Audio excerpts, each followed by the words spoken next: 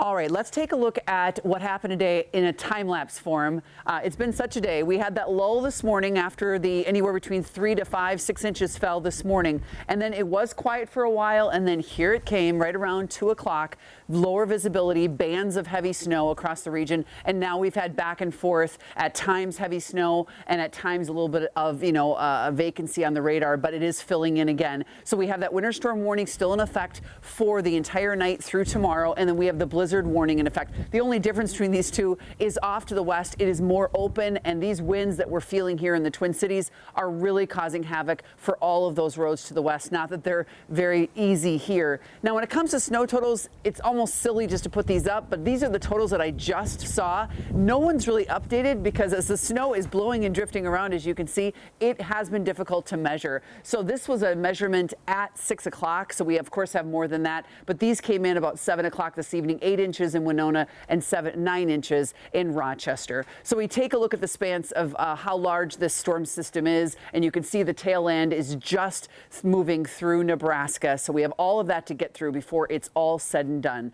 So we do have, of course, some bands of heavier snow falling at present, but as I mentioned earlier, we have some invigorating snow bands that are going to be coming in and really intensifying the snowfall overnight. 3 of them that are lining up to the west, and this one was actually in Denver at 6 o'clock. So it is trucking along, moving with this very strong jet stream aloft. And that's going to, of course, also cause a lot of instability in the atmosphere. And with that, we'll have some heavy snow coming down for the hours in the middle of the night. So I want to show you this. This is the 11 o'clock forecast, and you can see that about 2 o'clock in the morning, see these heavier, darker bands that come in, and that is those are those heavier bursts that fall between 2 a.m. and around 6 a.m. right before the morning commute.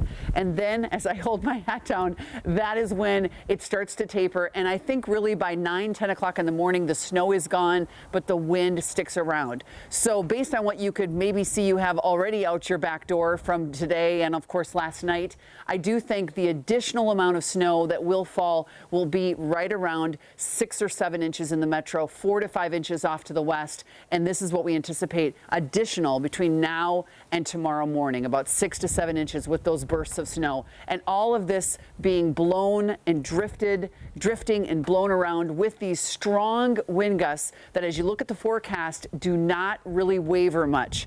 They finally switch to the north, and they really won't die down until tomorrow morning. The wind is a huge story. The temperature that we have now is going to continue to plummet through the single digits tomorrow night, and you can see we have single digit wind chills as well, basically now through Friday morning when it is 8 below. The high tomorrow has already been reached. It will continue to fall, and then you can see we do have a nice rebound for the weekend, 26 and 33.